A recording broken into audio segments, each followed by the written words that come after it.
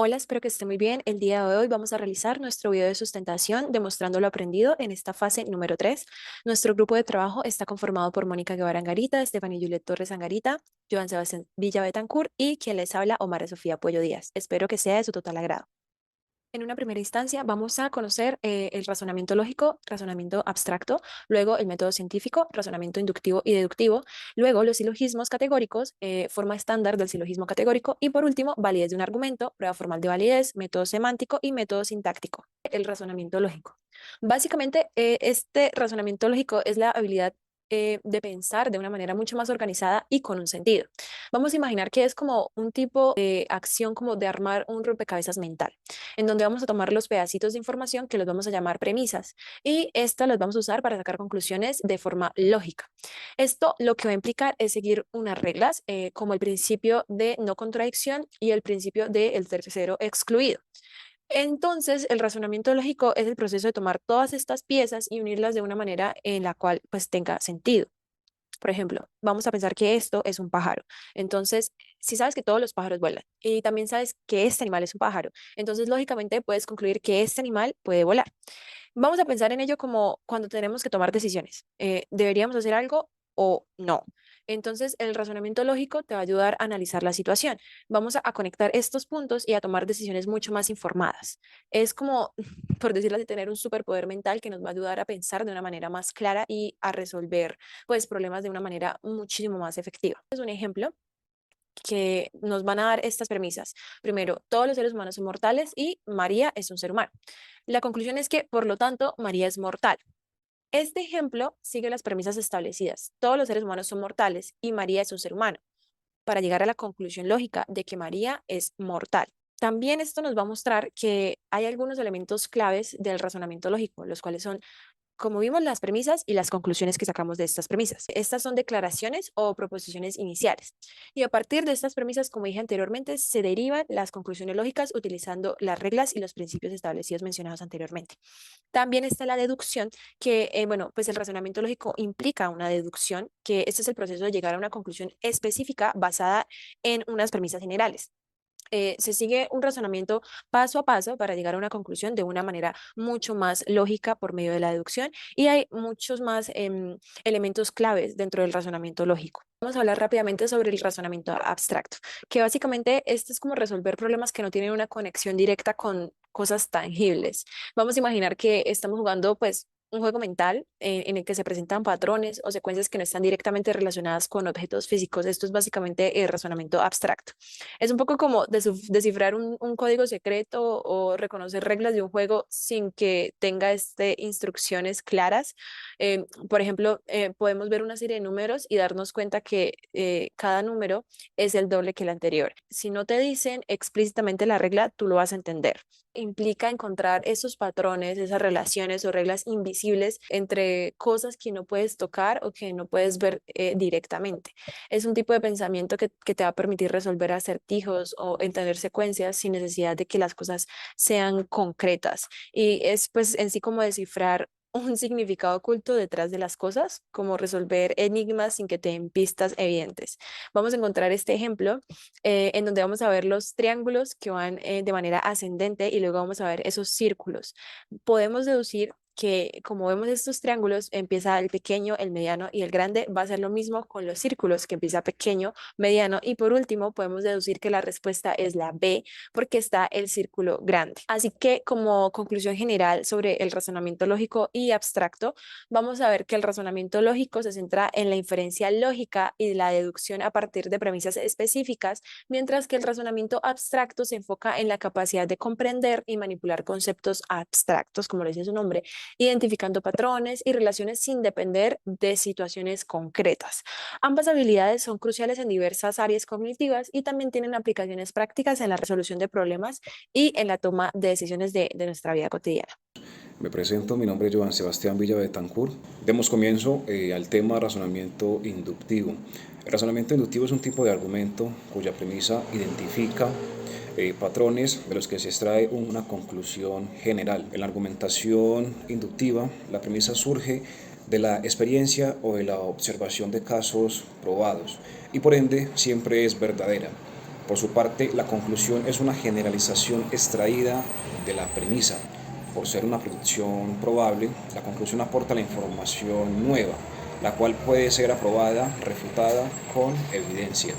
Un argumento inductivo se considera correcto cuando la muestra de casos es representativa. Sin embargo, nunca se considera válida, pues siempre debe comprobarse. Entonces, ¿para qué sirve un argumento inductivo? Sirve para iniciar una nueva investigación científica cuyo propósito es comprender las leyes que rigen la realidad. También sirve para hacer predicciones. Miremos las características del razonamiento inductivo. Son ampliativos, eso quiere decir que la conclusión aporta más información que la premisa. Otra de las características es la falible, que significa que las conclusiones de un argumento inductivo no son definitivas. La premisa es la información que se presenta como ciencia y funciona como base de un argumento. En los argumentos inductivos, la premisa refiere casos específicos. Debe identificar un individuo, la clase a la que pertenece y la propiedad que se le atribuye. Los argumentos inductivos pueden usarse para predecir y suponer tendencias o bien para establecer relaciones de causa y efecto. Según esto, se conocen dos tipos básicos, los argumentos por generalización y los argumentos causales.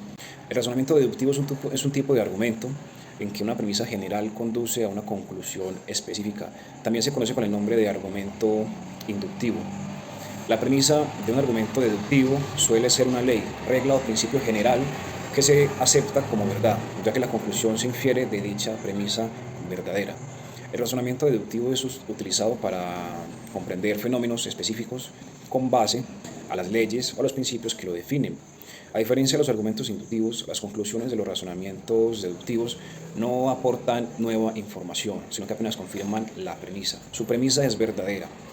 En un argumento o razonamiento deductivo, la premisa siempre contiene un principio, una ley o una regla, que se acepta como verdadero. No aporta información. La conclusión del razonamiento inductivo no aporta nueva información, sino que reafirma la verdad contenida en la premisa, aplicada a un caso específico. Sus conclusiones se consideran válidas siempre que las premisas sean verdaderas y el proceso de razonamiento sea correcto. La validez de la conclusión depende de la forma, dado a la conclusión que aporte información distinta a la premisa.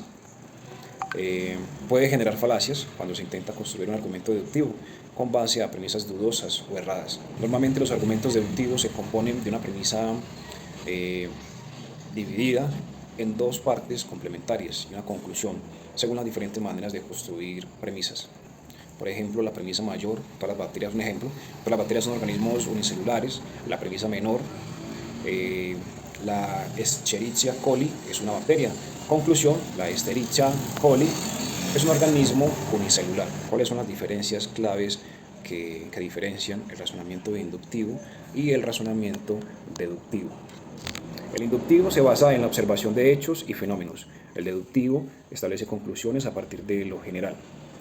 El inductivo generaliza a partir de sus observaciones. El deductivo, la conclusión de su razonamiento, está incluida en las premisas. Otros de los ejemplos o otras de las diferencias que lo separan es que el método de investigación inductivo, su objetivo es generar nuevo conocimiento, y el deductivo no genera por sí mismo nuevo conocimiento. Cordial saludo, mi nombre es Mónica Guevara Angarita, estudiante de Psicología, Grupo PCB1C. Vamos a hablar en este momento de los silogismos categóricos. Un silogismo es un razonamiento deductivo en el que infiere una conclusión a partir de dos premisas. Es importante definir que el método deductivo sugiere que de lo general se debe llegar a lo particular para que sea válido. El silogismo está conformado por tres términos, cada uno aparece dos veces en el silogismo, y tres proposiciones categóricas.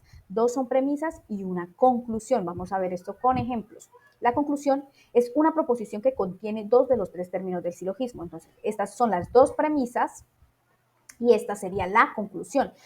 Cada uno está conformado por unos términos. Vamos a definir cada término. En color azul tenemos el término medio que sirve de enlace.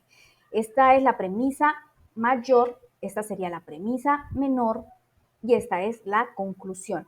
La premisa mayor contiene el término mayor que después es utilizado en la conclusión como predicado. La premisa menor contiene el sujeto que es utilizado también en la conclusión. El término menor solo sirve de vínculo o enlace entre las dos premisas. Entonces, todos los niños deben ir a la escuela. Algunos bumangueses son niños, por lo tanto, algunos bumangueses deben ir a la escuela. Vemos cómo se utiliza el término bumangués como sujeto, el término escuela que está en la premisa mayor como predicado. Entonces, vemos las dos premisas y la conclusión. Ahí vemos la estructura del silogismo de forma estándar. Este también tiene una forma lógica de definirlo. Y entonces los términos bumangués, cada término tiene un símbolo en letra. Bumangués es el término menor con la letra S. El término escuela está en la premisa mayor y es el término mayor con la letra P. Y el término niños, que es el término medio y que está en las dos premisas y se repite, es con la letra M. Este silogismo quedaría M es P, S es M y S es P. Estas son otras formas de mirar los silogismos. Vamos a mirar aquí la estructura del silogismo de forma estándar. Entonces está conformado por la premisa mayor, la premisa menor y la conclusión, y cada uno tiene pues sus respectivos términos, como explicamos anteriormente. La categorización del silogismo. Para la categorización de un silogismo se deben utilizar las proposiciones categóricas. Entonces, tenemos este otro ejemplo. Todos los filósofos son hombres, algunos griegos son filósofos, por tanto, algunos griegos son hombres. Las dos premisas y la conclusión. La conclusión. El término medio, filósofos, que es la palabra que se repite. El predicado, hombres, que aparece acá en la conclusión. Y el sujeto griego, que aparece también aquí en la conclusión. Entonces, vemos su estructura, su característica bien. Entonces, vamos a definir su categorización. Todos los filósofos son hombres. Mi concepto sí es afirmativa universal, porque estoy englobando pues, la raza humana como tal. Algunos griegos son filósofos, es una proposición particular afirmativo. Y por lo tanto, algunos griegos son hombres, también es una particular afirmativa. Utilizamos la letra A y I, y esta sería la forma de categorizar este silogismo. Pues cada silogismo de forma estándar, dependiendo, tendrá su categorización, ¿sí?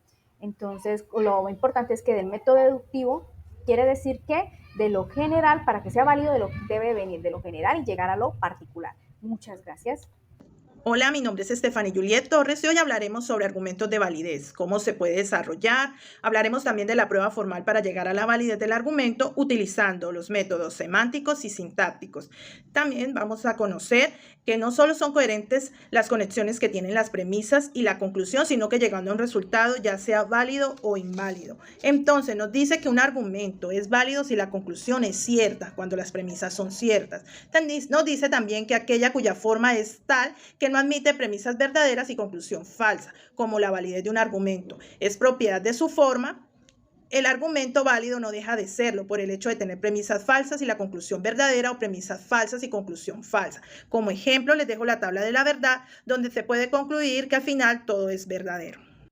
Una de las formas de analizar la validez del argumento es tomar todo el argumento de forma completa y dividirlo en premisa mayor, en premisa menor y en conclusiones. Allí pues lo tenemos en pantalla y dice: algunos estudiantes aman la música clásica. Los que aman la música clásica son personas sensibles, y como resultado tenemos algunos estudiantes son personas sensibles. Entonces, este razonamiento silogístico tiene una forma válida porque dice: algunos S son M, todos los M son P. Como resultado, algunos S son P, pero si se parte de premisas falsas, la conclusión puede llegar a ser falsa. Entonces, un razonamiento es válido sí y solo sí si el condicional asociado a su forma lógica es tautológico. Método semántico. Consiste en utilizar tablas de la verdad para saber el valor de la verdad en la conclusión, pero para esto se requieren 3 reglas. Una de ellas es escribir el argumento de lenguaje simbólico utilizando la lógica proposicional. El siguiente es realizar la tabla de la verdad para las proposiciones. De esta manera se determina la veracidad del argumento. Y por último, se examina el valor de la verdad. Si el valor es verdadero, al final se deduce que es válido. También tenemos que el método semántico, si las premisas son verdaderas, la conclusión no puede ser falsa. Para realizar la tabla se dividen los argumentos en premisas y conclusiones. El ejemplo que tenemos en la diapositiva nos ilustra mejor y por consiguiente la tabla de la verdad, dando como resultado la verdad.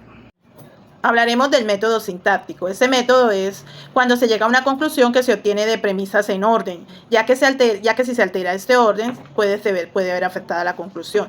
Si este valor es equívoco, teniendo mucho cuidado al estructurar pues, las premisas, dando orden de premisa mayor, menor y por último conclusiones. Esto se logra si la inferencia que se obtiene al llegar a una conclusión se debe de llevar un cierto orden, A, B y C. Si ese orden se encuentra alterado, pues el resultado es alterado. Otro es si la mente es quien establece la evolución de una lógica de conceptos y esta permite llegar a una conclusión. Y por último, pues dependiendo del orden de estas ideas, se puede llegar a una conclusión diferente a la esperada. Un ejemplo de esto es: los hombres son fuertes. Darío es hombre, por lo tanto, Darío es fuerte. Entonces, para llegar a una conclusión de todo lo expuesto, entonces se da a entender que el razonamiento matemático existen varias formas de plantear ideas y argumentos que se desean dar a entender, pero que se debe tener en cuenta que si hay una equivocación planteando los argumentos, el resultado pues es equívoco. Entonces hay algunos métodos basados en esto, que son los semánticos y los sintácticos, que nos ayudan a crear la validez. Muchas gracias. Espero que esta sustentación haya sido de su total agrado.